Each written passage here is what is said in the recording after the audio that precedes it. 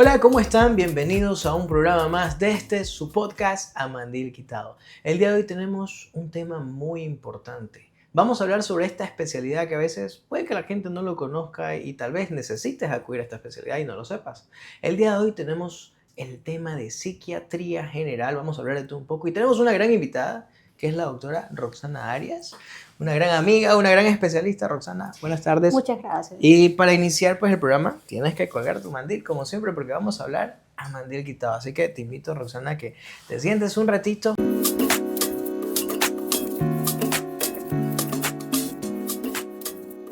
Roxana, ¿qué es esto de la psiquiatría? ¿Y por qué te pregunto de entrada qué es la psiquiatría? Porque tuvimos un programa anterior donde hablamos de psicología, entonces la gente debe entender bien qué es la psicología, qué es la psiquiatría y la diferencia de las dos, pues, ¿no? Entonces, ¿qué es la psiquiatría y qué estudia la psiquiatría?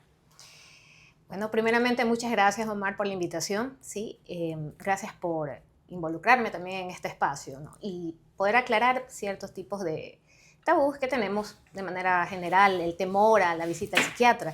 Psiquiatría no es psicología, los psiquiatras somos médicos. Eso implica que la base es medicina general y luego pues avanzamos con la especialidad de psiquiatría y salud mental. Se diferencia de la psicología porque el abordaje sí incluye hasta cierto punto la parte psicosocial, hasta ahí tendría un poco de similitud, pero el tratamiento ya avanza con lo que es el tratamiento farmacológico, que tenemos ahí ese tipo de entrenamiento, ¿no?, en la escuela de medicina. ¿Por qué es importante saber esto de psiquiatría? O sea, ¿realmente existe algo que a mí me diga, yo necesito ir al psiquiatra, tengo que asistir al psiquiatra con una rutina? O sea, ¿por qué es importante esta rama de la medicina? Debería de estar protocolizado la psiquiatría desde la base de la comunidad para hacer un correcto tamizaje de las condiciones y trastornos que aparentemente son encajables en la sociedad como normales, pero ya requieren de un tratamiento, requieren de psicoeducación. El médico especialista en psiquiatría está encargado en la psicoeducación, es decir, que debe de explicar con paciencia, saber llegar dependiendo del individuo, del estrato social, del nivel cultural, educativo, para así tener un correcto abordaje y llegar a un tratamiento y lo que es la meta, tener una mejor calidad de vida. Ok, hablaste ahorita del tamizaje, ¿no? Entonces, ¿cuándo yo puedo saber o cómo puedo identificar, tal vez como un médico general, para los médicos generales que te pueden estar viendo, cuando yo tengo que decir, este paciente necesita acudir al psiquiatra o al psicólogo? ¿Cómo hago esa diferenciación? Puede ser como médico o puede ser como una persona común. Lo primero que tenemos en atención primaria son las crisis de ansiedad. A manera de ejemplo, ¿no? Las crisis de ansiedad, más allá de ser una representación de lo que quizás podemos decir como producto de rasgos histriónicos, son respuestas adaptativas de que de manera inicial puede ayudarnos porque la ansiedad nos sirve al ser humano para avanzar, para progresar. Pero cuando ya produce respuestas desmedidas, donde generan cambios cognitivos, cambios conductuales, cambios psicosomáticos, entonces ahí sí amerita ir al tratamiento con un psiquiatra. El médico general debe de tener bien claro de que no solamente es la expresión, sino la postura, lo que decimos, lo que comentamos en nuestro contexto, lo que nos genera la valiosa información en la anamnesis, que eso lo recabamos y nosotros lo aprendemos desde los pininos, ¿no?, de medicina, y con eso es suficiente como para ya tener en claro en nuestro mapa una directriz para llevarlo al psiquiatra. La diferencia del psicólogo es que el psicólogo tiene una intervención con la contención verbal. Claro está que el psiquiatra también lo aprende. El detalle está es de que si nosotros, el médico psiquiatra, vemos que ya es necesario actuar farmacológicamente, nosotros procedemos a ejecutarlo y el psicólogo pues carece de estas herramientas. Ok, interesante. Entonces, más adelante vamos a hablar a profundidad del tema de ansiedad, del tema de depresión, pero así como lo dijiste ahorita, como médico general, yo puedo ver en la consulta un ejemplo, ¿no? Tengo un paciente que tal vez no me deja ni siquiera hacer la anamnesis o el interrogatorio, tal vez él mismo se pregunta, él mismo se responde, se para, camina, se come las uñas, empieza a hacer golpeos en la mesa. Puedo decir que él ya puede tener un trastorno que esté afectando realmente su salud mental y que él puede necesitar al psiquiatra, ¿correcto? Efectivamente, si ya ves cambios desde el mismo ingreso, nosotros los médicos estamos preparados para evaluar desde el momento de que ingresa la persona a nuestro consultorio. Vemos, no es que seamos muy meticulosos, ¿no? Pero observamos la manera de vestir, la manera de conversar, la mirada. Entonces, como psiquiatra ya somos un poquito más detallistas en cada aspecto. Podemos, por ejemplo, indicar que quizás sea por ansiedad generada por el síndrome de la bata, un ejemplo, que es lo que le genera un poco de disconfort y entonces no puede brindar toda la información que uno quiere llegar. Pero también podría estar ocultando otros síntomas, ¿no? Como síntomas aparentemente afectivos, psicóticos. Es un espectro más allá que hay que explorar. Ok. Y ya entrando un poquito más en materia, más en lo tuyo, Roxana, ¿qué es esto de la salud mental? ¿Qué representa la salud mental? Bueno, la salud mental engloba distintos componentes como que es la parte psicológica, la conjugación entre la parte psicológica, la parte afectiva, la parte expresiva, la parte social. Cuando están todas estas esferas en armonía, podemos decir que la persona tiene salud mental. Ojo, no es solamente la ausencia de un trastorno, ¿no? A manera de ejemplo, cuando alguien tiene identificado con un individuo con un trastorno, podemos decir, no, tal persona ya carece de salud mental, porque si esta persona X con un trastorno X tiene un tratamiento, puede poseer una salud mental más que la persona que aparentemente carece de un trastorno, pero la otra persona no tiene buenas herramientas o habilidades para confrontar las situaciones diarias, las cotidianidades, ¿no? Las representan con mucho estrés, muchas quejas. Entonces ahí vamos viendo falencias de la persona para afrontar este reto, que es la vida. Claro, como lo dijiste, existen factores para buscar un equilibrio para la salud mental, psicológico, social, ambiental, y es el equilibrio de todas estas cosas lo que realmente me determina a mí, pues si tengo o no tengo una buena salud mental, como por ejemplo el ejercicio, creencias religiosas, si no soy sedentario, entre otras. Y lo que dijiste es importante porque vemos en la consulta o en la práctica diaria que a veces tenemos aquella persona que no identifica en sí mismo, que no tiene el equilibrio de estas cosas y que tal vez dice al esposo, al hijo o al familiar cercano, tú eres el que tienes problemas de salud mental, entonces tú tienes que ir a la consulta, lo que acabaste de decir. Qué importante es buscar este equilibrio.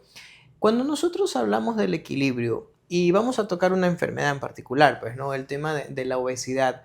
Este paciente con obesidad creo que tiene por su entorno, hablando de estos factores que influyen en la salud mental, realmente los tiene afectados, porque a veces es un paciente que en el transcurso de su vida ha estado estigmatizado, ha tenido bullying, ha sido sedentario, que tal vez está muy bien preparado, pero que al momento de aplicar para un trabajo realmente no lo cogen o lo mandan a un cargo inferior porque físicamente, entre comillas, no se ve bien, porque estigmatizamos la obesidad, porque pensemos que el que estar delgado, estar flaquito, es realmente sinónimo de que está bien y lo demás. ¿Qué nos puedes decir en esta parte, Roxana? ¿Realmente este estigma de la obesidad existe? ¿Afecta la salud mental del paciente? ¿Y a qué otros trastornos lo puede llevar?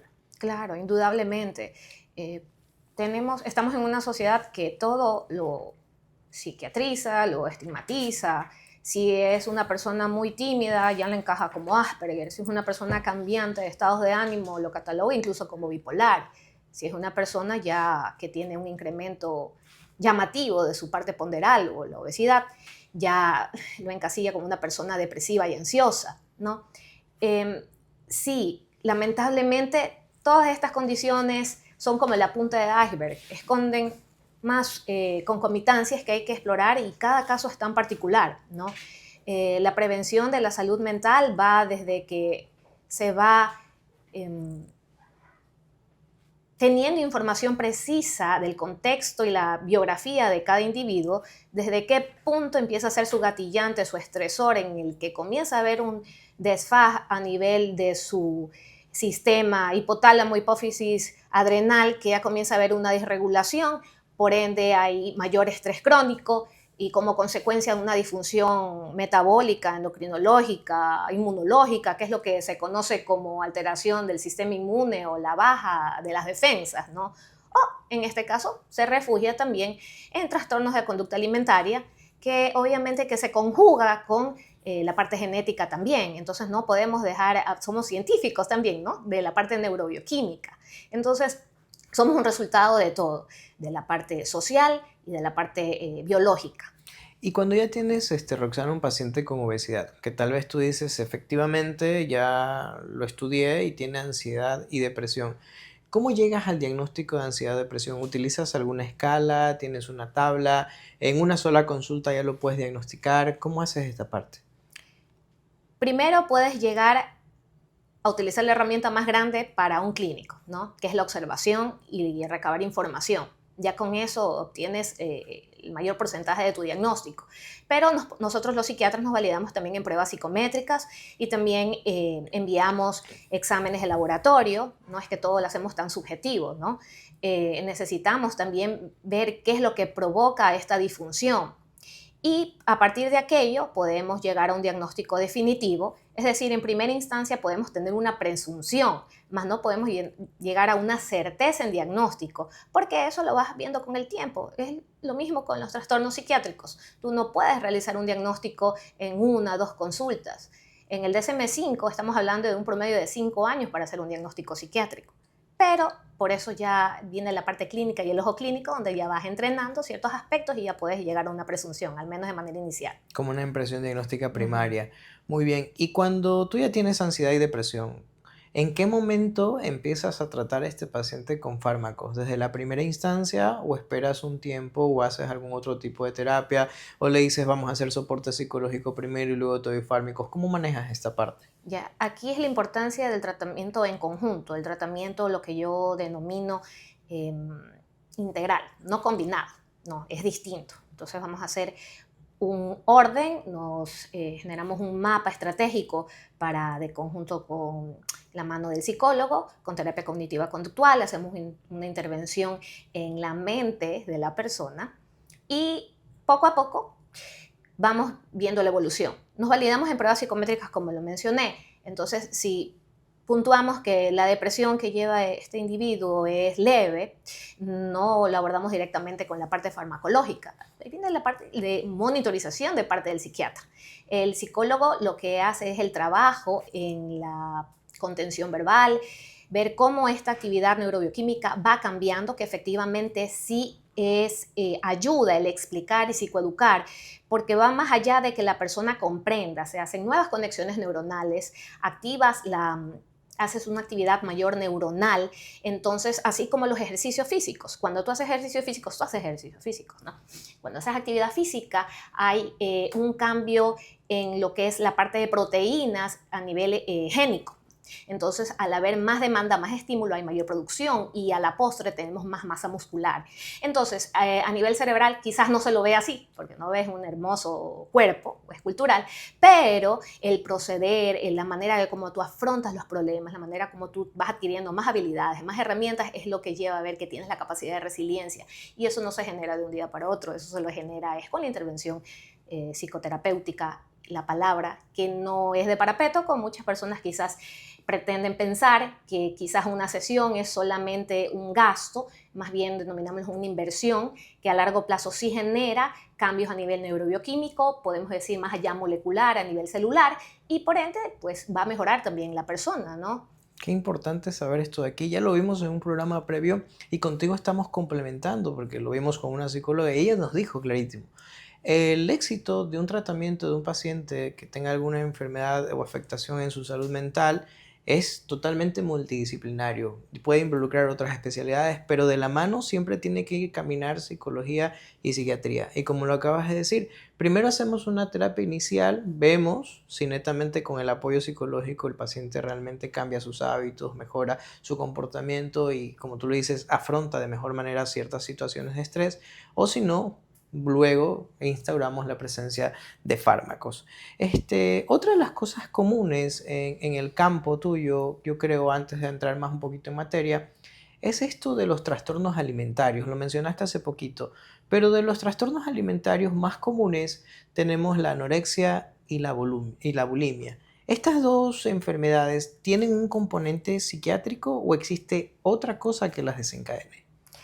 Lamentablemente está concatenado una serie de circunstancias desde la parte de la infancia, ¿no? Vienen antecedentes traumáticos. Claro está que todos los individuos varían y estos eventos pueden detonar a forzar una capacidad de resiliencia mayor, Sí. mientras que en otros ya genera trastornos, conjugado con el ambiente y la parte ya educacional en la escuela, cómo se va formando, el trato a nivel de los padres, a nivel de pareja, todo eso va contribuyendo, o bien como una retroalimentación positiva o negativa. Qué interesante, y justamente, perdón que te iba a interrumpir ahí, entonces una vez más estamos viendo que tal vez el entorno del desarrollo de un individuo realmente es lo que pueda marcar que este niño, este adolescente o este adulto realmente tenga bulimia o tenga anorexia. Y aquí el papel del psiquiatra es importante, psicología y psiquiatría, solo psiquiatría, otra vez el manejo multidisciplinario, ¿cómo abordas a un paciente con este problema? Porque al fin y al cabo, tal vez el paciente que sufre de anorexia o bulimia dice, ¿yo para qué voy a ir al psiquiatra? Si yo no estoy loco, yo lo que tengo es problemas con el tema de los alimentos, pero no tengo nada más. ¿Cómo abordas a un paciente que tiene estos trastornos alimenticios? Explicándole que el médico psiquiatra no está allí para tan solo medicar, es para guiar, para psicoeducar y para aclarar de que cada profesional tiene su rol. Entonces el médico psiquiatra le va a dirigir y también va acompañado del psicólogo, explicando que si es necesario, por lo general, la mayoría de las veces cuando llegan a consulta ya es necesario ya intervención farmacológica, muchas de las veces. Lo que queremos hacer a través de este espacio es generar conciencia de que antes de llegar a esto podemos hacer prevención. La prevención es lo más importante para resguardar nuestra salud mental y no llegar a trastornos. Y aprovechando eso de ahí, entonces si yo tengo un niño, ¿no? Tal vez un niño que esté en un hogar disfuncional o sufra de bullying y que de repente lo veo pues que empieza a tener este hábito, tal vez puede ser un poquito, tener un grado de obesidad y come y vomita. Desde chiquitito yo ya puedo identificar que él tiene bulimia y ya puedo pues darle ese soporte. O sea que desde niños ya existe una rama de la psiquiatría que es la psiquiatría Que es infantil, infantil. ¿correcto? Sí. Más o menos desde qué edad yo puedo identificar que este niño necesita la intervención de un psiquiatra. Bueno, desde pequeños tenemos algunos síntomas que nos llaman la atención, como por ejemplo el pica, ¿no? Y para Ya que la gente lo entienda, el pica es empezar a comer cosas que no son alimentos. Explícanos un poco mejor, Roxana. pueden comer papeles, cosas sucias. Por lo general eso se va moldeando, ya es parte de, digamos, el neurodesarrollo, el explorar, ¿no? Pero Y, hasta cierto punto. claro, y a partir de qué edad tú consideras que pasa a ser esta pica como patológica? Porque vemos que los niños, como tú lo dijiste en el desarrollo, tal vez tienen 9 meses, 10 meses y agarran y se meten lo que sea a la boca, pero eso no quiere decir que sea un pica. Como tú dices, es una exploración. Pero a partir de qué edad tú ya consideras, no, aquí hay un problema que necesita una atención por un psiquiatra infantil. Más que por la edad, sería por la preferencia del niño a estas variaciones exploratorias, sino ya sería que en este niño se está formando un hábito el tan solo comer cosas extrañas, ¿no? Entonces allí ya amerita la valoración por un psiquiatra y un psicólogo infantil, es decir, que no hay edad. O sea, puede ser a los 2 años. Puede ser menos, porque vas viendo la escala, porque nosotros tenemos una escala de Battelle, que es para ver el neurodesarrollo, y vamos viendo la par en ciertas esferas del niño. Oh, wow. Entonces, sí puede Eso ir es muy más. interesante, yo no sabía esta parte. O sea que en teoría el pediatra vendría a ser como que el primer filtro, ¿no? Exactamente. Ujú. Y pues va el mensaje a que a veces los padres tenemos esa costumbre de decir, no, es que si mi hijo no está enfermo, ¿yo para qué lo voy a llevar al pediatra? Y yo sé que existe algo que es el control del niño sano, que es justamente lo que tú vas a medir los percentiles, van a ver cómo está el desarrollo y a la final ahí el pediatra es el que va a identificar, ah, no, este niño puede tener algún otro trastorno que necesite del soporte o del apoyo del psicólogo, del psiquiatra infantil en este caso. Qué importante es conocer todos estos temas que estamos viendo el día de hoy. Ya yendo un poco más allá en materia del campo de psiquiatría, ¿qué es esto de los trastornos mentales, Roxana? ¿Cuáles son los más frecuentes? ¿Qué nos puedes decir de este tema? Los trastornos mentales, de una manera organizada para conversarlo, es a través de lo que los psiquiatras nos regimos del DSM-5 o del CIE-10. Bueno, CIE-11, ¿no? Pero tenemos signos, síntomas. Los más comunes, podemos hablar de las ansiedades, las depresiones, los trastornos psicóticos y los trastornos del neurodesarrollo. Entonces, lo que es el pan de cada día es lamentablemente la ansiedad, trastornos del sueño, ¿sí? Entonces hay que explorar bien, porque muchas de las veces, hablemos de lo más frecuente, el insomnio.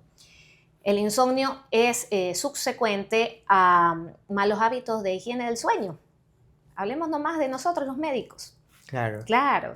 Si, por ejemplo, Omar lo invitan a una cirugía de emergencia, va a tener que interrumpir su ciclo Ayer de me acosté a sueño. la 1 de la mañana y normalmente duermo de 3 a 4 horas. Y lo que tú dices es muy importante porque creo que ya lo vamos a mencionar, pero creo que crea algo como un estrés postraumático. Te cuento, ¿no? Cuando yo estuve en México, esto creo que no lo sabe mucha gente, solo la gente más allegada, pero yo realmente cuando fui a México, yo fui a hacer mi especialidad en cirugía oncológica, no en cirugía bariátrica. Yo entré al posgrado de cirugía oncológica en el Hospital General de México, estuve ahí un mes. Y ese mes fue peor que estar en cualquier otro lugar del mundo, por así decirlo. Yo respeto mucho a mis colegas que han estudiado ya y que han terminado toda su especialidad completita. Pero en ese mes yo no dormía 40 horas seguidas. No se dormía, era prohibido dormir. Y ya después, cuando me cambié de especialidad al mes, en la otra especialidad dormía 2 o 3 horas diarias. Y ya me creé ese hábito. Entonces, cuando yo volví a Ecuador, yo estaba aquí en Ecuador 6 meses y prácticamente no dormía. Yo intentaba dormir, pero no dormía. Mi cuerpo se mantenía en vigilia porque tenía eso en la cabeza de que no, me van a llamar, tengo que responder una interconsulta, tengo que ir a ver a un paciente, tengo que ver a cirugía. Y fue mucho peor de cuando yo estuve aquí. Porque cuando yo estuve aquí, yo hice la especialidad de cirugía general aquí en Guayaquil, en Ecuador, no era tanto así. Entonces, ¿eso puede ser un estrés postraumático, Roxana? ¿Tú qué opinas? No, eso sería ansiedad. Ok, ansiedad Un por... estado adaptativo. Un estado adaptativo, el cual ya se prolongó, ya es algo crónico y ya con síntomas cognitivos, conductuales, porque esa es esto que hiciste, es que más o menos como un flashback de lo que en ese momento viviste, pues hasta la postura, ¿no? Como de huida, de escape, ¿qué hago? ¿Me quedo? Entonces ahí hasta los gestos se van cambiando. Y sí, cómo es la psiquis, ¿no? Desde la Tú parte ahorita me estás neuroquímica analizando. ya. Qué bien, me encanta este programa porque de eso se trata. Mira cómo tú estás sacando como que, es ansiedad y cómo yo lo recuerdo, ¿no? Porque realmente pues afectó. Y se lo traducía con insomnio. Exactamente. Esto de los trastornos del sueño al fin y al cabo es muy importante y por eso yo siempre le digo a los pacientes, cuando ya no duermes realmente más de 5 o 6 horas, sí, hay que visitar al psiquiatra porque hay que investigar, hay que hacer, educar. Esto de la higiene del sueño ni siquiera es de los adultos, esto de la higiene del sueño es desde niños. Exacto. Porque tenemos esa mala costumbre o creencia popular de que cuando el niño es chiquitito no está acostumbrado a dormir y que llora y que cada vez que llora lo tengo que ir a coger, le tengo que dar de comer y realmente no es así. Ya ahorita vemos que existen muchos pediatras, existen preparados en esto del trastorno del sueño. Y en mi caso, por decir, mis bebés, los dos, duermen 7 de la noche y se levantan a las 8 de la mañana perfectos. Obviamente recibieron una higiene del sueño, un trastorno del sueño, que esto pues el especialista en el campo se los va a entender. Pero repito, qué importante es saber todas estas cosas que estamos hablando el día Es de hoy. importantísimo y sobre todo si queremos nosotros resguardar nuestra memoria, que es lo más preciado para nosotros los médicos. Correcto. Así que si quieres rendir al futuro tienes que dormir bien desde ahora. Si no vas a Muy terminar demente y yo tengo una maestría en demencia. Yo creo que me la estás lanzando ahí, Roxana. Bueno, pero sí, es correcto, es correcto. Roxana, sí, aparte de ser mi compañera desde la universidad, trabaja con mis pacientes, es una gran amiga y no, en más de una ocasión me ha dicho cosas así, o sea, como que Un trabajo poco mucho y espesas. cosas. Ahora entrando en este tema otra vez de vuelta de los trastornos mentales, me dijiste que lo que más comúnmente es ves insomnio, ¿no? En la consulta diaria. ¿Ves bipolaridad? ¿Qué es ser bipolar? Claro, ya estamos hablando de un trastorno del estado de ánimo, ¿no? No es una reacción psicofisiológica brusca, abrupta, como muchas de las personas piensan que se lo podría catalogar, ¿no? Porque eso es lo que estaba hablando parte de la que se está psiquiatrizando todo.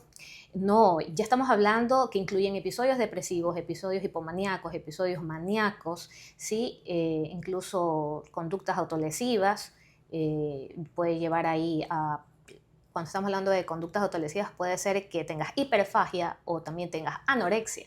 O sea, también puede incluir en trastornos alimenticios. Por decir, dame un Exactamente. ejemplo de un paciente bipolar, o sea, cómo yo puedo orientarme a decir, tal vez puedo ser o no puedo ser. Un ejemplo clásico, ¿qué es lo que hace un bipolar? Depende de qué fase esté, pero de manera general lo más frecuente son las depresiones. Cuando son episodios depresivos a repetición que no transcurren con un corto intervalo en el que no se recuperan y presentan hasta incluso en ciertas ocasiones episodios como de hipomanía, que podría ser llamado incluso con insomnio. Entonces ahí se entremezcla el cuadro y no sabe si simplemente es un depresivo que no evoluciona bien, pero si exploras ves que hay otros síntomas más que allí al sumar te das cuenta de que entra en el rango de un trastorno del estado anímico, como ya los trastornos del humor, en este caso el trastorno bipolar. O sea que yo puedo decir, un ejemplo de bipolar para que igual la gente lo entienda, es que yo puedo estar sumido en no, no me va bien, estoy mal, no tengo pacientes, no tengo cirugías, y estoy como que sumido en esa depresión y de repente viene alguien, me habla y puedo responder agresivamente y puedo sacar como que eso que tengo reprimido. ¿Eso podría ser bipolar? No, eso de ahí ya es un trastorno de tu conducta. Ok, Eso entonces es un ya, poquito como ajá. para que la gente lo entienda, Sí, es porque bien complicado allí. se confunde un Porque si no poco. conoces el contexto, simplemente la persona está respondiendo de una manera ya irritable y agresiva, porque hasta cierto punto ofensiva, pues que le indiques algo de su producción, pues que no puedes, Claro. no avanzas, no evolucionas. Ok, Entonces allí sí es una respuesta, pero por la conducta del individuo, cómo se ha formado, ¿no? Pero si es una persona que ha estado en un background de bienestar, de paz y amor, medio difícil que responda así. Quizás respondería de una manera inhibida, como con desasosiego, con un poco de acongojamiento. Ahí vienen mucho los rasgos de la persona. claro, y hacia allá es donde quería llegar porque la gente debe entender, o sea, tratar de ver, ok, puedo ser bipolar o no. Ujú, Entonces el bipolar, como este ejemplo que yo hice, ujú. ¿cómo actúa? Ya, simplemente tiene esos episodios frecuentes de depresión y por lo general el entorno lo ve como que si fuera un poco retirado, un poco vago, como que el malhumorado, el olafo, el ¿Ya? que se va, ya. Pero si esa persona podría responder de manera agresiva, si estamos hablando del tipo de trastorno bipolar en el que prima la depresión, puede haber intentos autolíticos y demás. O sea, eso sería la respuesta, una autoagresión. Ok, Pero si hablamos de que el mismo paciente está en un episodio de manía, allí podría llegar a agredir a otros. ok, es como digo, porque la gente a veces confunde, ¿no? Eh, Yo he escuchado, ¿no? No es que esa persona es bipolar. ¿Y por qué es bipolar? Porque utilizan el ejemplo que yo. Uh -huh. No es que de repente está triste y de repente está alegre. No es que o está alegre o está triste y lo confunden de esa manera. Entonces, según tú ahorita nos estás dando un mensaje, es un paciente que puede estar triste, deprimido y ya piensa en Uh lesionarse. -huh. Entonces, ese realmente es un Ese es trastorno el, bipolar. claro. Ok, para que la gente entienda, Uh porque -huh. hay mucha gente que tal vez no entiende este concepto, ¿no? Y cuando nosotros hablamos de tratamiento, ¿este paciente con bipolaridad desde el inicio necesita un tratamiento farmacológico o asimismo tratas de con psicología llevarlo o este paciente desde el día uno necesita tratamiento farmacológico? Allí sí el abordaje primariamente farmacológico. ¿Por De qué? entrada, Sí, porque cada vez que hay esos episodios, tanto depresivos o maníacos o hipomaníacos, hay una disregulación a nivel neurobioquímico. Entonces allí vamos a que hay un golpe, un perjuicio directo a nivel de la organicidad. Entonces, si prolongamos o dilatamos que se presenten estos episodios con medicación, hay menos daño neuronal y por ende mayor funcionalidad. Y lo que se quiere aquí es mejorar la calidad de vida y que tenga salud mental. Un paciente con trastorno mental puede llegar a tener salud mental también. ok, qué bien saber el apoyo correcto de un psiquiatra en este caso, ¿no? Otra de las cosas muy comunes y que la gente a la final las ha escuchado o no las ha escuchado, no sé si tú lo ves comúnmente en la consulta, pero ¿qué me puedes decir del ataque de pánico? ¿Esto es un trastorno psiquiátrico? ¿Qué es? ¿Y cómo identificarlo? El ataque de pánico es una consecuencia de un trastorno de ansiedad generalizada, ¿no? Entonces, un episodio brusco en el cual la persona tiene los síntomas de querer salir corriendo, una sensación de ahogo, sensación de que la vida se le va. Entonces, en esa miscelánea de emociones, ¿sí? Incluso podría llegar a presentar ideas de morir, pero no desde el contexto afectivo de que quiere realmente morirse, sino es que es la desesperación que lo lleva a pensar aquello. Muchas de las veces son consecuencias de ansiedades maltratadas, ¿no? O una mala psicoeducación, porque si no se le explica al paciente que esa respuesta psicofisiológica está provocada por estímulos agresores. Por ejemplo, si la persona detona estas crisis por el ambiente laboral, entonces va a presentar esas crisis porque su agresor sigue allí. Hay que ver qué factores lo llevan a eso dentro del trabajo. O si lo ponemos esto en otra escena, por ejemplo, la parte familiar. Hay personas que se sienten muy bien en el trabajo, pero se detona la angustia e incluso los ataques de pánico cuando van a casa, pero hay que ver cuál es el factor. Entonces, sí, cada individuo es tan complejo, ¿no? Porque tienes que conocer todo alrededor para llegar a determinar qué es lo que realmente sucede. ¿Y cómo yo identifico un ataque de pánico? O sea, ¿cómo yo le digo, no, es que ya le está dando un ataque de pánico? ¿Cómo sé? ¿Qué es lo, aparte de esa sensación de angustia o de ahogo, el paciente se queda como perdido, no reacciona? Te lo digo porque pues lo he visto pocas veces, no sé si estoy en lo correcto, pero es un paciente que se queda como que frisado, como que congelada la pantalla. Ya es pálido, sudoroso, frío, siente que se va a morir, no responde a lo que tiene que hacer en la acción y se queda así paralizado. ¿Eso es un ataque de pánico o no? El sistema nervioso vegetativo en la actuación, tanto a nivel simpático o parasimpático, pues va a variar el individuo también. Hay personas que se inhiben, se acongojan, y hay otras personas que se extrapolan, tienen hasta incluso, si ven una ventana, hasta por ese momento Me quisieran boto por la tener la ventana. idea. Si es la idea para salir de esa desesperación, sí, O sea que un ataque de pánico necesita tratamiento. exactamente. Y la misma pregunta anterior, ¿tienes que instaurar fármacos de Sí, entrada? sí, porque con la parte ¿Consultas de continuas? contención verbal no vas a lograr que una persona entre tan rápido en su tranquilidad. Claro está que poco a poco tienes que llegar a explorar qué exactamente ha sucedido. Si, por ejemplo, ves que el problema es el contexto laboral, un ejemplo que tiene mucha carga de trabajo, tienes que poco a poco ir abordando al paciente que se dé cuenta de son los estresores que le gatillan y le llevan a esto, ¿no? Y dentro de lo posible tratar de disminuir la carga de estrés. ¿Ok? Y este tratamiento en paciente que tiene un ataque de pánico, ¿es por un tiempo? ¿Es de por vida? ¿O viendo cómo responde el individuo?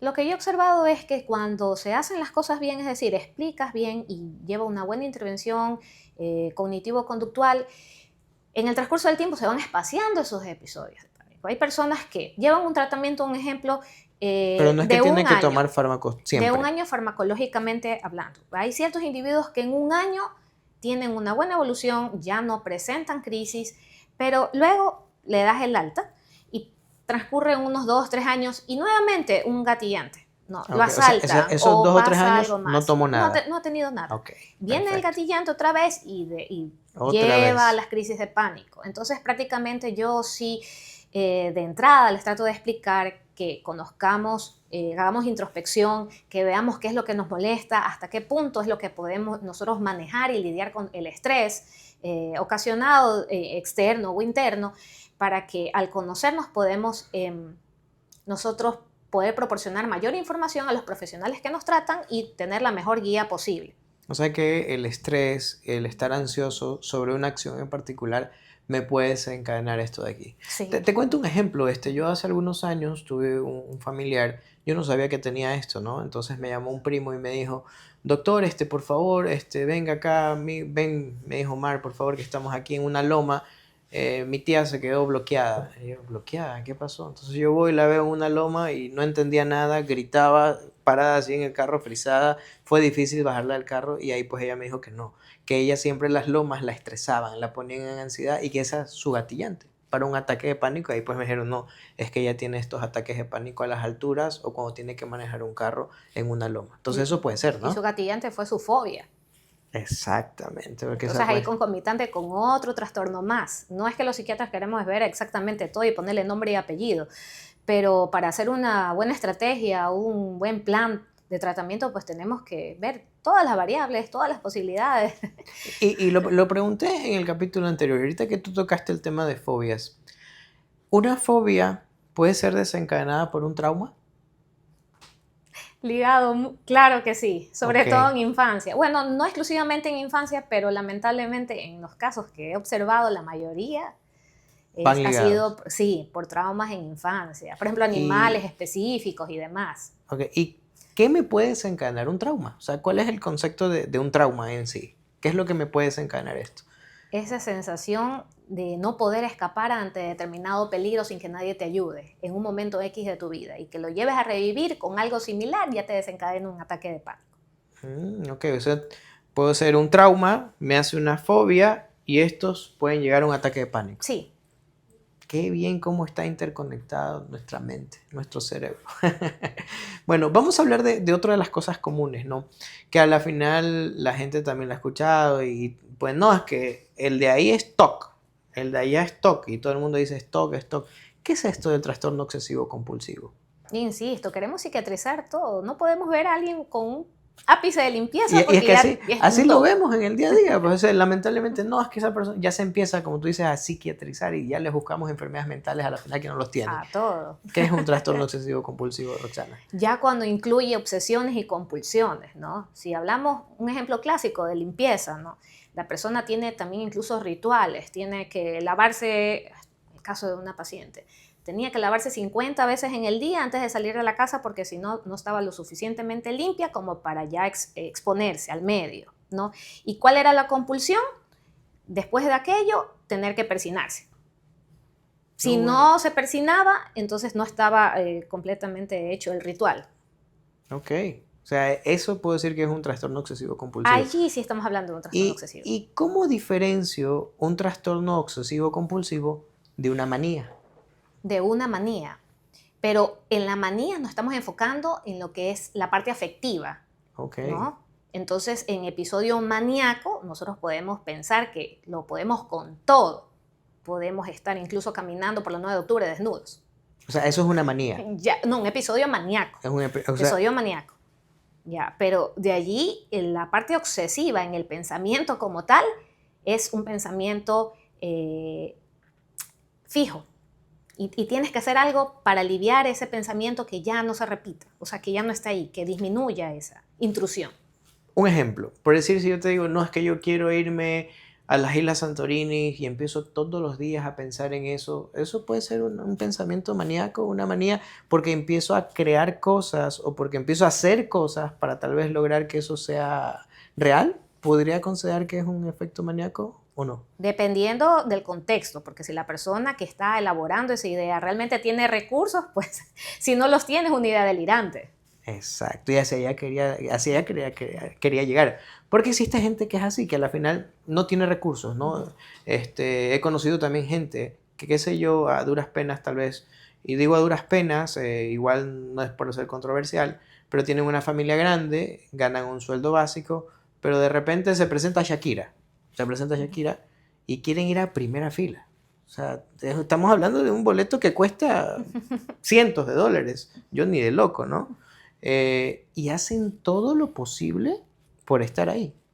Empiezan a vender cosas, no, el niño está en un curso de música, lo saco del curso de música porque quiero irme al concierto.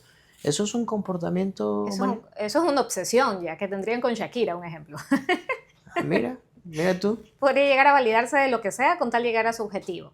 Esa es una obsesión. Sí, es una obsesión. Y un trastorno obsesivo compulsivo puede cursar con periodos de ansiedad también. Claro, porque no puede, por ejemplo, si sabe que en el lugar donde se encuentra no puede llegar a realizar sus rituales, genera estrés. Okay. Por ejemplo, tenía el caso de una contadora que tenía que evitar el número 7. ¿Evitarlo? Sí, evitarlo, la ¿Ya? Contadora. Entonces, imagínate el contexto. Sí, tiene números todo el día, ¿ya? Wow. Entonces, para aliviar el nivel de estrés, tenía que encerrarse en el baño y contar hasta 10. Wow. O sea que si ella veía el 7, Claro, que tenía que hacerlo cada vez que veía. qué interesante. O sea que una persona realmente puede tener algunas de estas afecciones en su salud mental. O sea, puede tener fobias, trauma, Exacto. trastorno obsesivo compulsivo, ansiedad, depresión. La misma persona. Sí, efectivamente.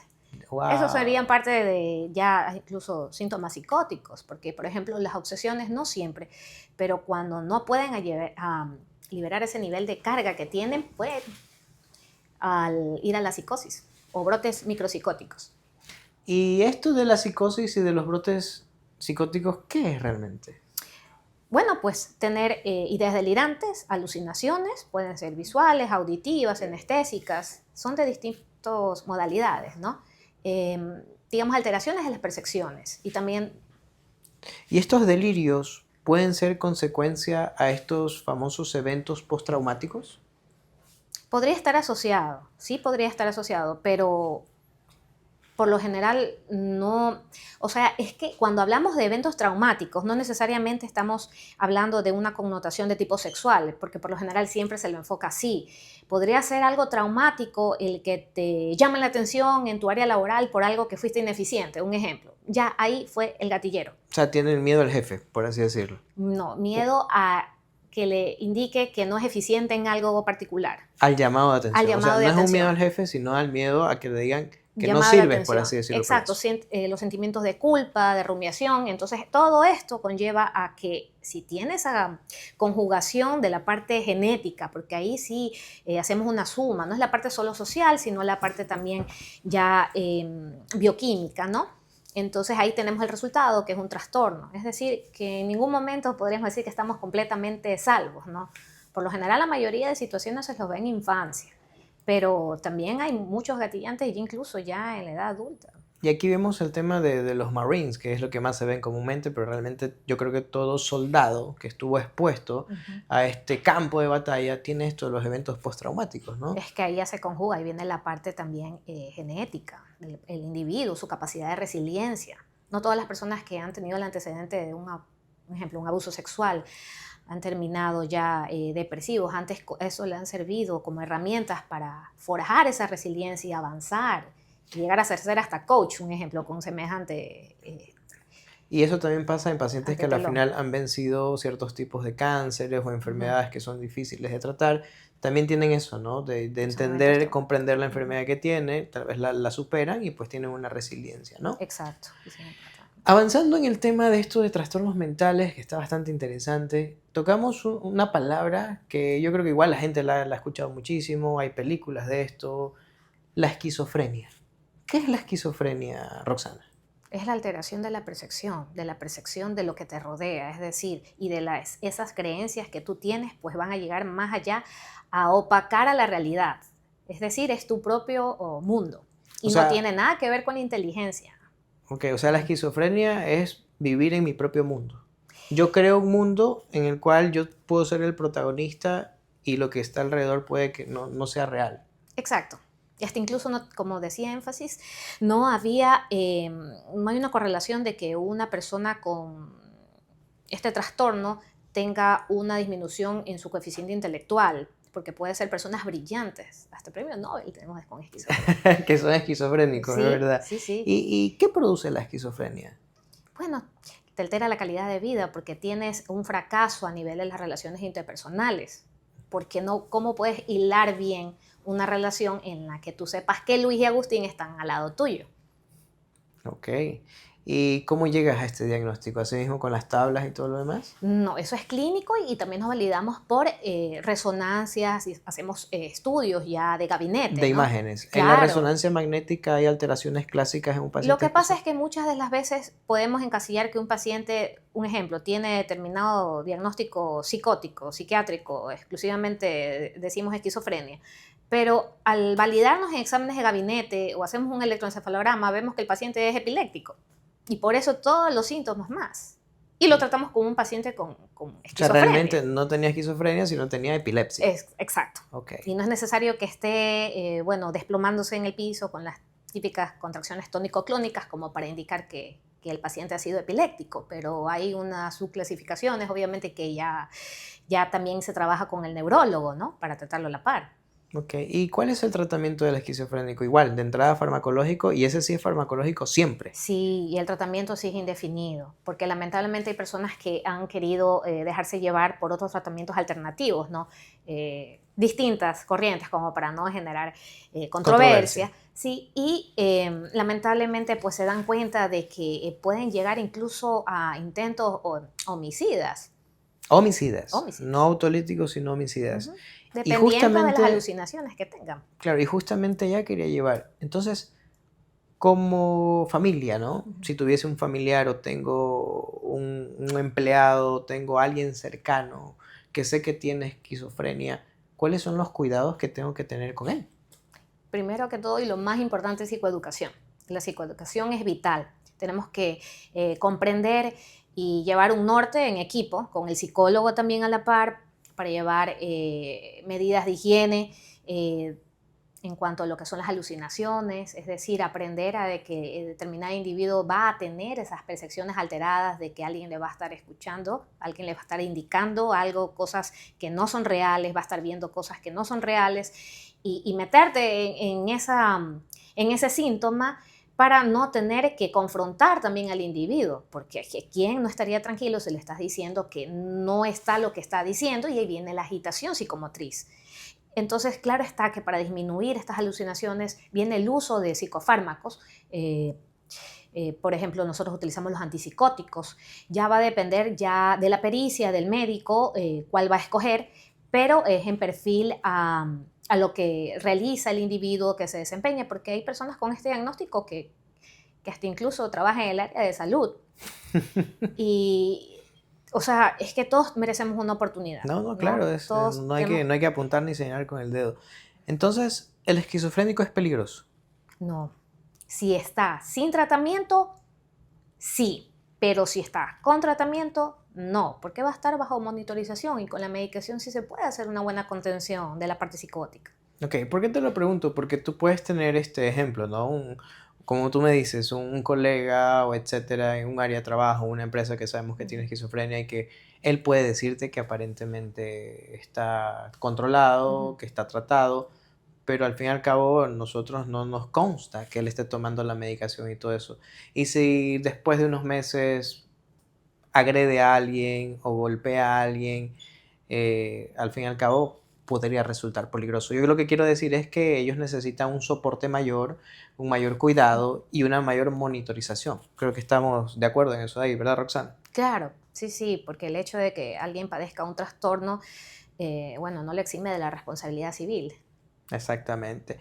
Y en este grupo de pacientes esquizofrénicos, bueno, en la antigüedad, cuando no teníamos tanta tecnología, hablo de miles de años atrás, si un paciente convulsionaba, como lo mencionaste, lo primero que se pensaba en una convulsión no es que es epiléptico, no es que tiene un tumor cerebral, sino que lo primero que se pensaba es, no, ese paciente está poseído.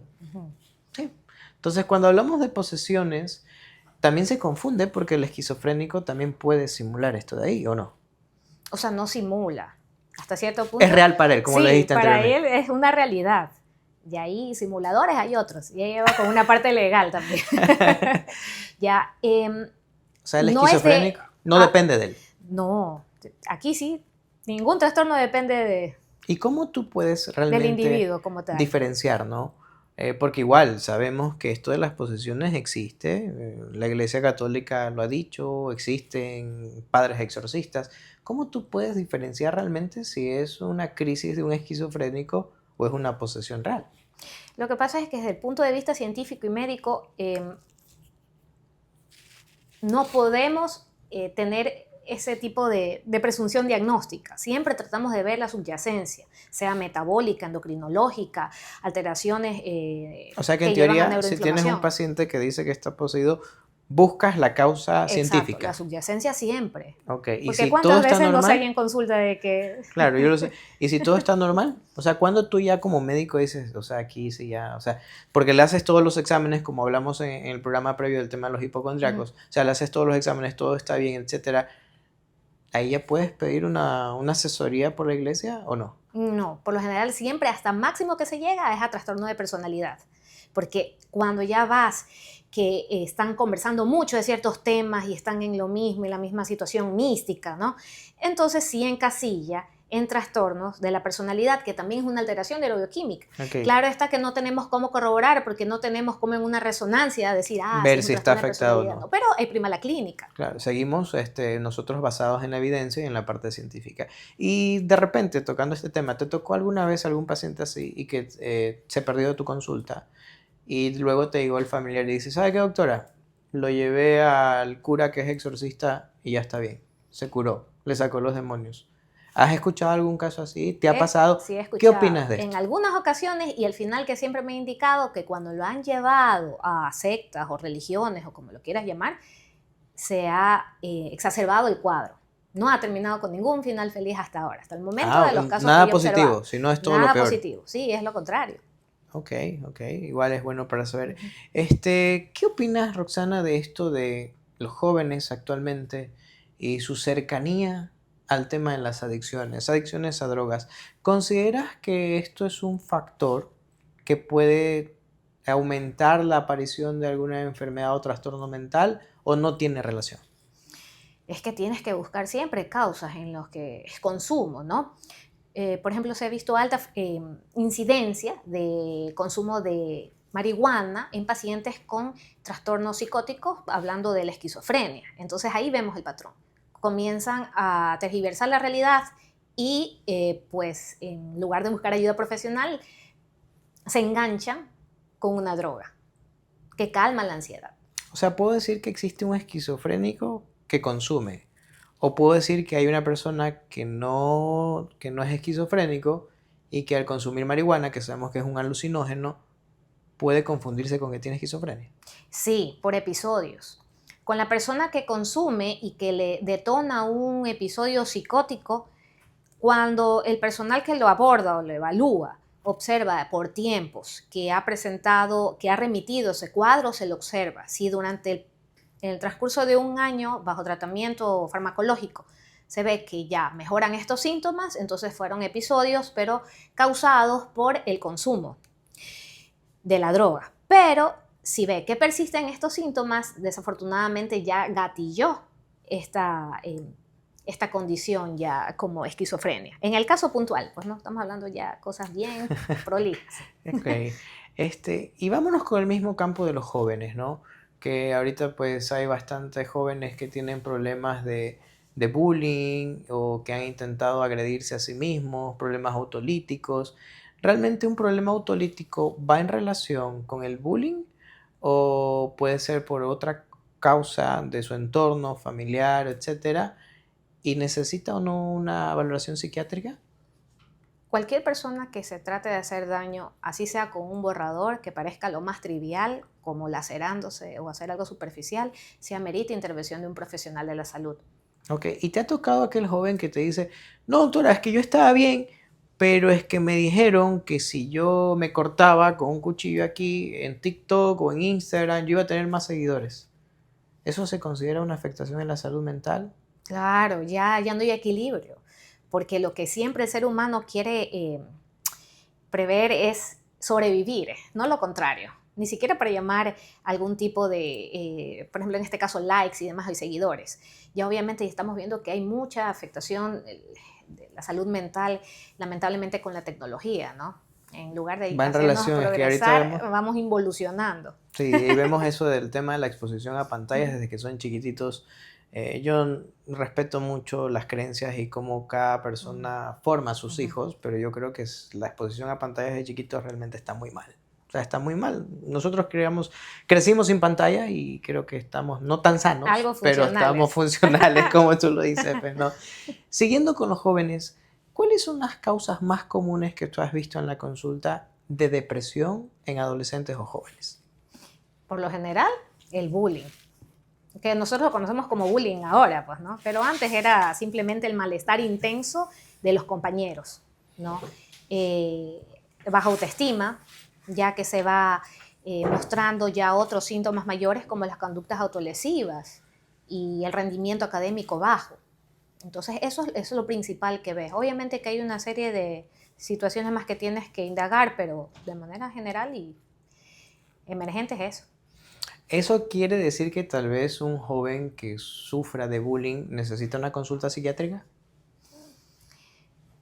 Por lo general, las personas que dicen ser víctimas del bullying ya lo dicen cuando hay síntomas bien evidentes, ¿no?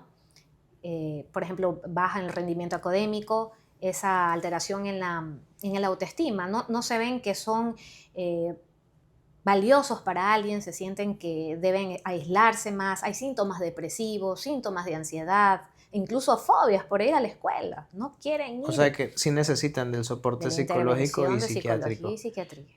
¿Y qué me puedes decir del bulleador? El que hace el bullying. ¿Él también necesita una evaluación? Lo necesita, pero lamentablemente, por lo general los que van a consulta son los afectados, las víctimas, no el que propina todo ese tipo de agresión. Y eso tiene un poco relación también como cómo fue criado en casa, ¿no? Porque creo que igual todo viene desde la casa. Efectivamente, el contexto familiar es la cuna De todo de esto. todos y los rasgos también te los va moldeando. Ok.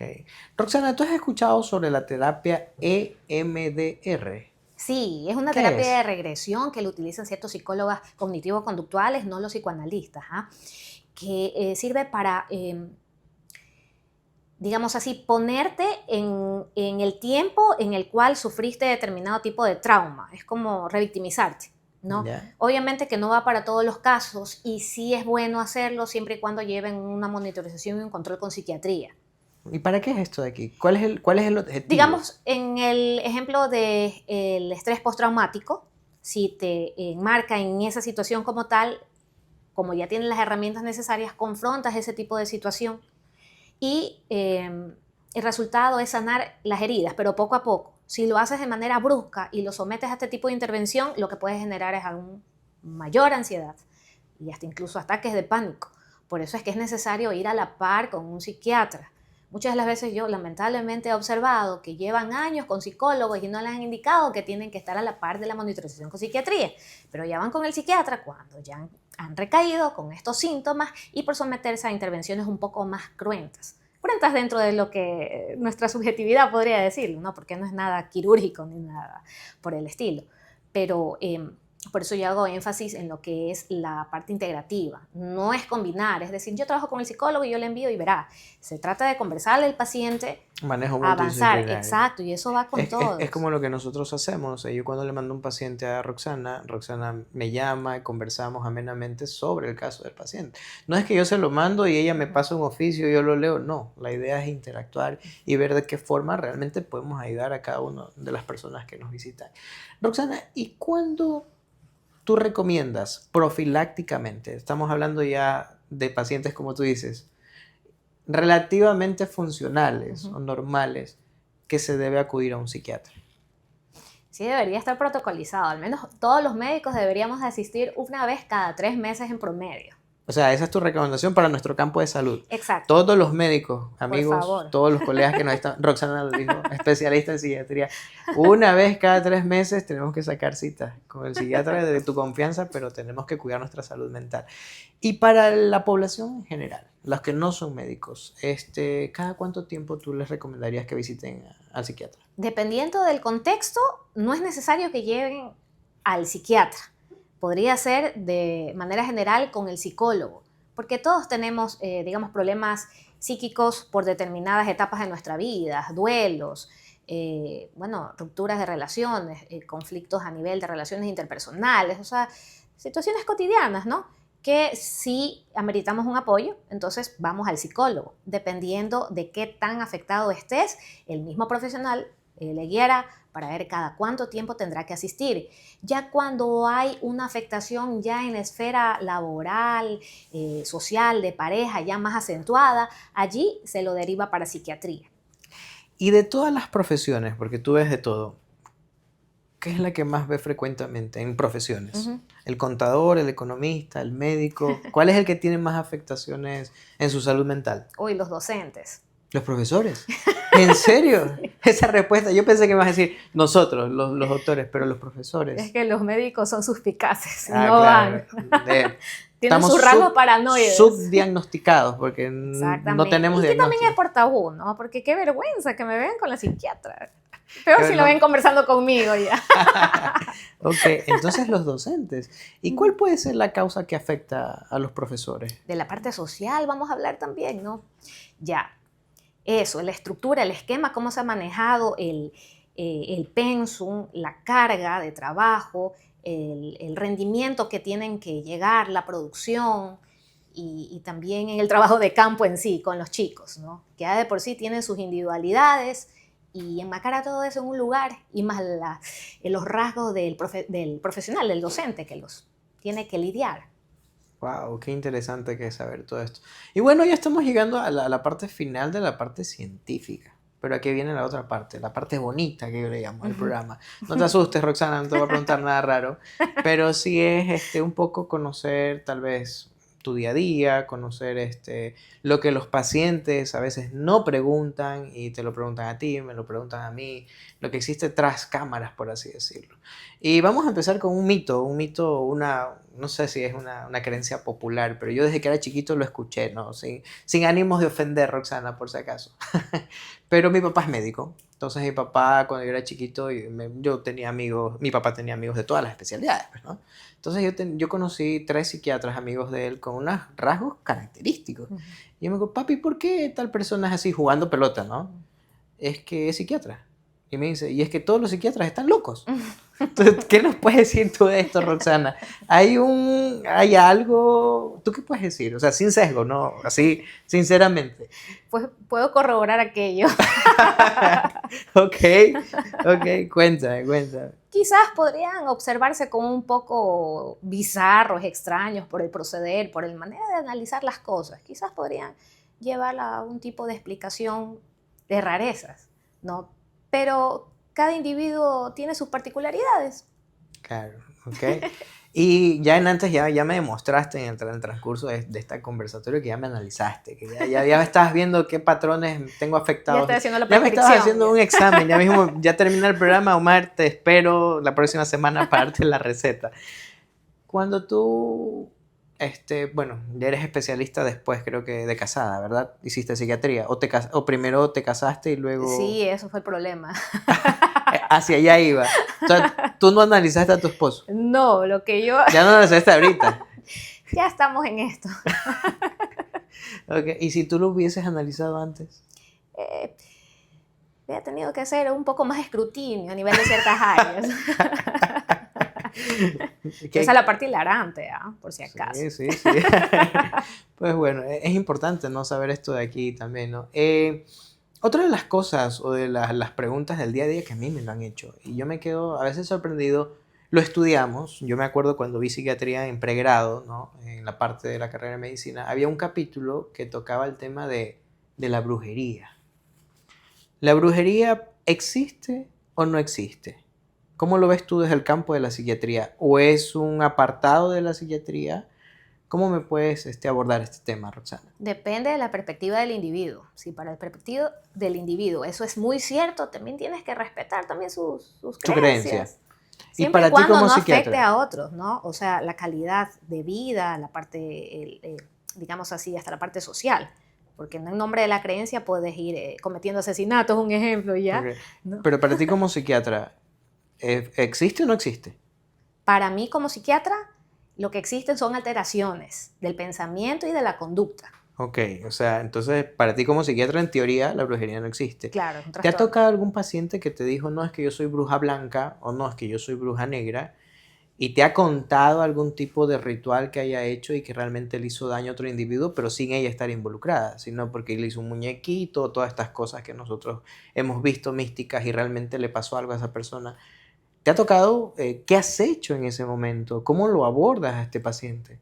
Por lo general bueno, no es tan frecuente, pero sí parte del motivo de consulta es asistir por depresión. Y la depresión es resultado de haber sido embrujados utilizando muñecos vudú y demás, sí. Y ya han pasado por una serie de tratamientos no convencionales y asisten al psiquiatra porque observan que no hay mejoría de los síntomas, del insomnio, de las percepciones raras, ¿no? Ok. Y también abordando este tema, ¿no? Que ya lo vimos anteriormente de la obsesión y todo esto. ¿Te ha tocado alguna vez algún paciente que se haya obsesionado contigo? Que dice, no, yo quiero consulta con la doctora Rosana Arias y que tal vez es esquizofrénico o tiene alguna otra enfermedad mental. ¿Te ha tocado? ¿Cómo lo has manejado? Lamentablemente sí he visto en una sola paciente ese tipo de obsesión, pero a dañar imagen, ¿sí? A pesar de haber hecho ¿Tu lo imagen necesario. o de otra persona? No, mi imagen. Wow. A pesar de haber llegado a todas las explicaciones de psicoeducación y demás. Entonces yo llegué a la conclusión que fue un trastorno de personalidad. Obviamente que eso se resuelve, menos mal, con un bloqueo en redes y hasta allí, porque definitivamente tiene que recibir atención, pero obviamente con semejante fijación que tiene contigo, tú no puedes pues, ser parte de eso. Ya Ok, ella tiene que ser valorada por alguien más si es que ella permite, porque la persona ya... mira, ve, y sin querer llegué a un tema que me está pasando a mí puntualmente ahorita. Yo tengo una persona que creo que está obsesionada conmigo, ya lo he comentado en videos en redes, dice que es de Brasil, se llama Fátima Santana, y una hija Ariana Gondín, nunca las he visto, no las conozco, pero digo que está obsesionada conmigo porque ha inventado una historia que yo la he citado el 15 de agosto en Sao Paulo, que me ha dado dinero, que yo tengo una relación amorosa con ella y realmente nada de eso es cierto. Entonces, muy probablemente, utilizando como ejemplo, esta persona tiene una obsesión y necesita, o sea, tiene una afectación de su salud mental. Realmente es una persona De su enferma. pensamiento, claro. Wow, qué importante es saber esto de aquí. Oye, Roxana, y ya hablando un poco de este tema, porque está de moda, no solamente en tu campo, lo he escuchado, ya lo hemos visto en otros programas de gastro, de coloprocto. ¿Existen suplementos que me ayuden a mejorar mi salud mental, o sea, con evidencia científica que funcionen? Ejemplo, el ginseng, el Ginkgo biloba, entre otros, que funcionan a nivel cerebral y me ayuden a la salud mental, ¿o no? Sí ayudan, utilizándolos de manera adecuada ¿El y magnesio? también así, efectivamente, eso ¿De sí qué forma ayuda. ayudan? Cuéntanos un poquito En la parte más de científica. 300 reacciones bioquímicas y a nivel neuronal y del sistema nervioso, pues llegamos que hay una ayuda en lo que es el insomnio también. ¿Cuáles Obvio, son las que más funcionan?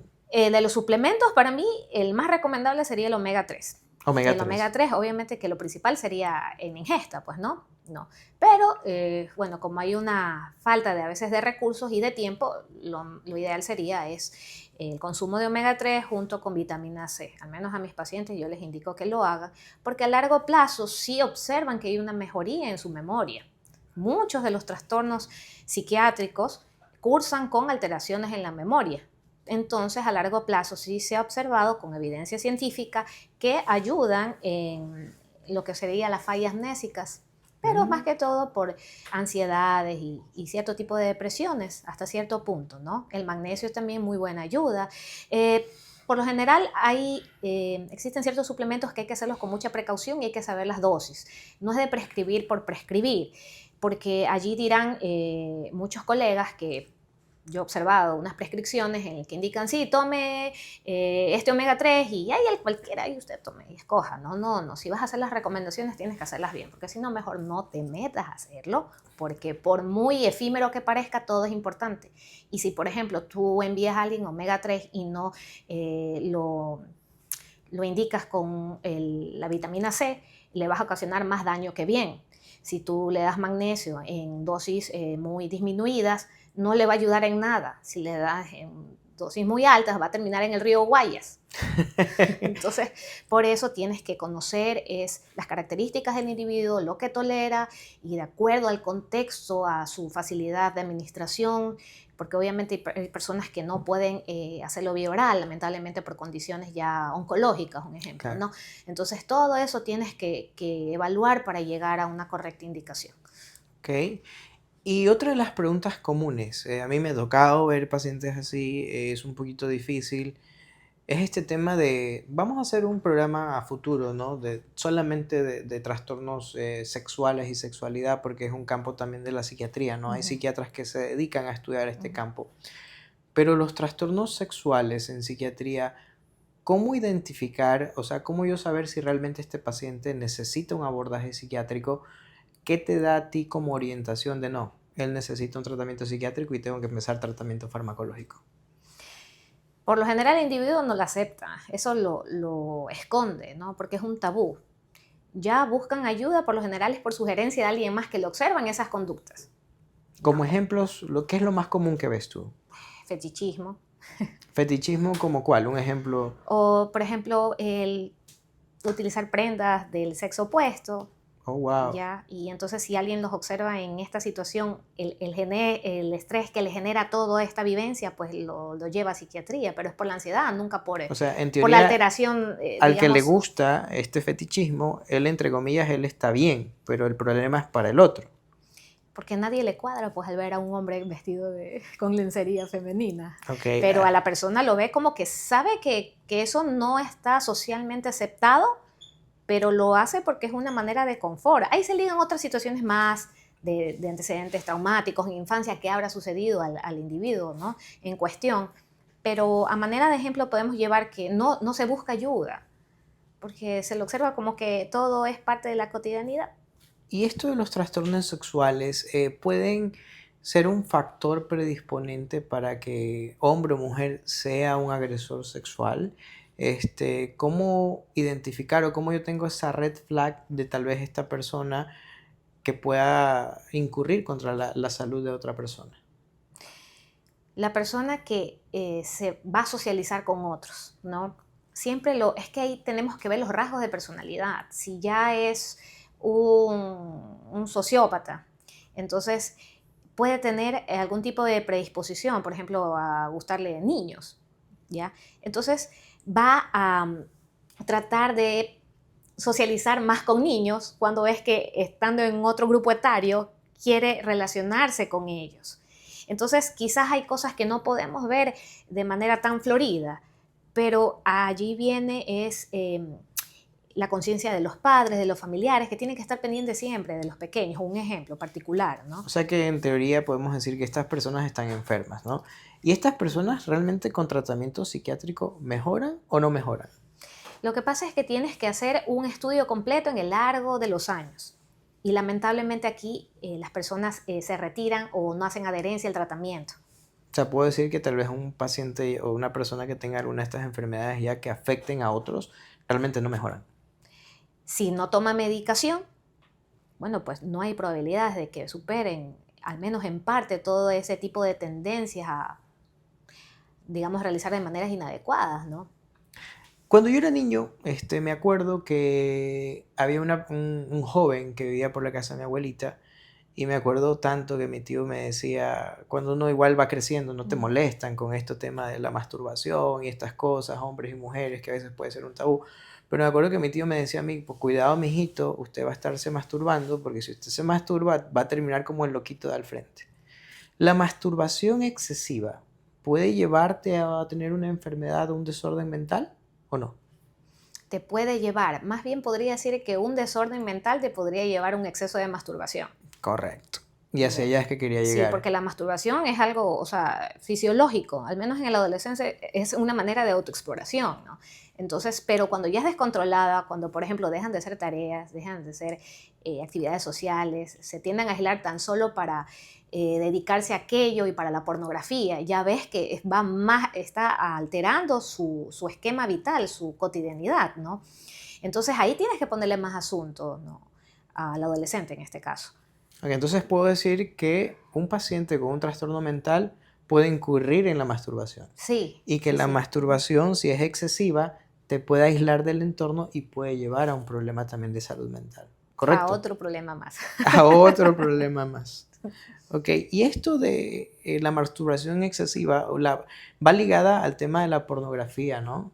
Y la Por lo general, pornografía, sí. al fin y al cabo, afecta la salud mental cuando se considera que es sano, por así decirlo, ver pornografía o con qué frecuencia, o realmente no es sano ver pornografía. En realidad, te activa el mismo sistema límbico que te activa, por ejemplo, la droga. Entonces, es que cambias el objeto, ¿no? En este caso, tienes otro tipo de dependencia. Ya se engloba dentro de los trastornos. ¿Amerita tratamiento? Claro, toda situación que englobe que debas de dejar de hacer tus cosas por enfocarte a algo, pero no lo confundamos con pasiones también, ¿no? Porque puede ser, me gusta el arte, tengo una pasión y ya lo vamos a psiquiatrizar también, ¿no? Ya esto va con una connotación mayor, hasta incluso puede llegar hasta penal. Sí, porque si se lo expone ahí a por ejemplo, a un menor de edad, con una persona que tiene este tipo de conductas, obviamente que ya va a terminar con otro fin. Antes de que suceda todo esto, siempre hay que hacer prevención, hablar de la sexualidad desde que son pequeños, o sea, no tener ese tipo de que no converses el Ya no tema, debería porque si existir no, ese tabú. no debería, pero lamentablemente sí se lo hace, pero de una manera errónea, que es la exposición a la tecnología. Ni muchos niños descubren la sexualidad a través de lo que es los celulares y demás. Claro, lo descubren es por otros medios, más no por la educación de sus padres o de Claro, su entorno primario. porque ya va bien, digamos, está bien limitado, ¿no? Y dices lo que deben de conocer y a medida que van creciendo vas indicando más información. ¿Ok? Y este tema de la pornografía en pareja, como te dije, ¿se considera saludable, qué sé yo, un día a la semana o realmente no se considera saludable, no debería pasar? Todo va a depender de la pareja también, porque si para ellos ven que para aumentar, digamos, las pasiones a nivel de su relación deben de hacerlo y están de acuerdo, sin llegar a rebasar o exceder un límite dentro de lo que ellos han creado y no opaque sus actividades del día a día, es un acuerdo que ellos han llegado. No tenemos por qué satanizar todo, ¿no? Pero si ya se ve que eso ya tiene otro tipo de influencia y va trastocando la parte laboral o familiar, obviamente que ya tienen los dos un problema. Claro, sí, porque alguna vez un paciente me dijo, doctor, es que mi esposa, ella, y es raro porque normalmente son los varones los que tienen esa tendencia, pero ella no quiere estar conmigo si no estamos viendo una película porno. Y yo así como que, creo que tienes que ir o sea, tienen que ir a La terapia terapia de de pareja. pareja y pensar en que ella tal vez visite al psiquiatra, ¿no? O sea, en ese momento, porque igual no es mi especialidad, pero tratar de dar un enfoque, ¿no? ¿Y qué es lo más raro, Roxana, que te ha tocado ver o que te han hecho un paciente o que te ha preguntado en tu consulta? ¿Qué es lo más raro, así, lo más bizarro que has escuchado que te han preguntado? Para mí lo más extraño es cuando una paciente llegó a emergencia por... ella citaba que estaba en ansiedad y depresión porque su esposo no quería tener relaciones sexuales 3 veces al día como ella estaba acostumbrada. ¡Wow! O Eso lo, sea, ahí ponemos las prioridades de cada individuo, ¿no? wow, o sea que como no eran 3 veces, llegó a la emergencia y que llegó con un claro cuadro En de ansiedad, ansiedad, en claro, en ansiedad. ansiedad. Y también insomnio. Mira tú. Pues bueno. Pues bueno. Bueno, mi querida Roxana, ya llegamos al final. Estuvo muy entretenido este programa. Muchas cosas que a veces la gente no sabía. Y para terminar, quiero hacerte 2 preguntas puntuales. La primera, ¿por qué elegiste psiquiatría? Yo me acuerdo igual como mis otros colegas en la carrera y tú eres brillante. O sea, yo creo que la especialidad que tú hayas elegido la ibas a hacer muy bien. Pero ¿qué te llamó la atención de psiquiatría, Roxana? ¿Por qué la elegiste? A veces los caminos nos llevan a oportunidades que quizás la vamos explorando en el momento, ¿no? Quizás la psiquiatría se la contemplaba como algo bizarro o incluso algo, hasta incluso un poco fácil, pero ingresar en la psiquis humana pues es todo un reto. A duras penas a veces uno puede hacer esa introspección, ahora tratar de explorar lo que piensa la otra persona y llegarle para que se adhiera a un tratamiento y continúe, digamos, una directriz, es algo bien complicado que todavía vamos aprendiendo, ¿no? O En sea cada que una de estas profesiones vamos aprendiendo y enamorándonos cada vez más. O sea que lo puedo observar como que fue tu reto. O sea, tú lo viste difícil y dijiste, por este camino me voy con la idea de ayudar a la gente. Exactamente, tantas situaciones más que podemos colaborar desde la psicoeducación. Y lo haces muy bien, así que te felicito, Roxana. Y bueno, Roxana, cuéntales a toda la gente que te está viendo dónde te pueden ubicar, dónde estás, dónde está tu consultorio, cómo pueden acercarse a recibir esa salud mental que estamos necesitando. Claro, se pueden contactar al número con mi asistente para mayor información y poder, pues, con mucho gusto guiarles en lo que más se pueda, ¿sí? ¿Tienes alguna red social donde te puedan ver? Claro, y ahí también las vamos a dejar citadas también. Perfecto, mi querida Roxana. Pues nada, hay que seguir. Sé que tienes que ir a ver tus pacientes y ver cómo van evolucionando. Así que te invito a que te pongas el mandil, mi querida Roxana. Y muchas gracias por estar aquí. Gracias también por la invitación.